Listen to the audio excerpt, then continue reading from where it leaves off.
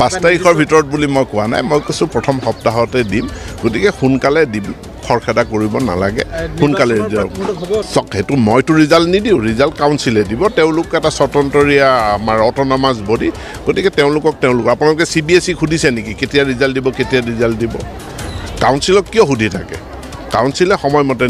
মানে ফলাফল হয় বন্ধুবান মিকল ইতিমধ্যে আপোনালোকে এটা সৰু ভিডিও ক্লিপ শুনিলে যত নেকি আমাৰ শিক্ষামন্ত্ৰী ছাৰে নিজে কৈছে যে আপোনালোকৰ যি নেকি এইচএছৰ ফাইনাল ৰিজাল্ট আছে হেতু বন্ধুকল মে মাহৰ প্ৰথম সপ্তাহতে ঘোষণা কৰা হ'ব কিন্তু বন্ধুবান মিকল ইয়াৰ আগতে আমাৰ শিক্ষামন্ত্ৰী ছাৰে কৈছিল যে আপোনালোকৰ যি নেকি ৰিজাল্ট আছে হেতু 5 তাৰিখৰ ভিতৰত ঘোষণা কৰিব বুলি কিন্তু বন্ধুকল এটা যোনটো আপোনালোকে ভিডিও ক্লিপ শুনিলে তাতে বন্ধুকল আমাৰ শিক্ষামন্ত্ৰী ছাৰে কৈ আছে যে মে মাহৰ প্ৰথম সপ্তাহতে আপোনালোকৰ যি নেকি ৰিজাল্ট আছে হেতু ঘোষণা কৰিব কিন্তু বন্ধুকল 5 তাৰিখৰ আগতে যে আপোনালোকক ঘোষণা কৰিব ৰিজাল্টখন হেতু ফিক্স নহয় কিয়নো বন্ধুকল তেওঁলোক কৈছে যে আপোনালোকৰ যিনকি ৰিজাল্ট মে মাহৰ প্ৰথম সপ্তাহতে ঘোষণা কৰিব সেই কাৰণে বন্ধুকল আপোনালোক জানে যে এক সপ্তাহত 7 দিন হয় হে আপোনালোকে জানে 7 তাৰিখৰ ভিতৰত আপোনালোকৰ ৰিজাল্টখন পাই যাব কিন্তু এতিয়া আমাৰ শিক্ষামন্ত্ৰী ছাৰে কৈছে যে আপোনালোকৰ ৰিজাল্ট ইয়াতে 5 তাৰিখৰ আগতে মুকলি কৰা নহয় হে বন্ধুকল আপোনালোকৰ যিনকি ৰিজাল্ট আছে হেতু 6 বা 7 তাৰিখে মুকলি কৰা হ'ব কিন্তু বন্ধুকল এই ক্ষেত্ৰত এতিয়ালৈকে কোনো ধৰণৰ ফিক্স ডেট আহা নাই যেতে নেকি এই ক্ষেত্ৰত কিবা নতুন আপডেট আহে বা কোনো ধৰণৰ ফিক্স ডেট আহে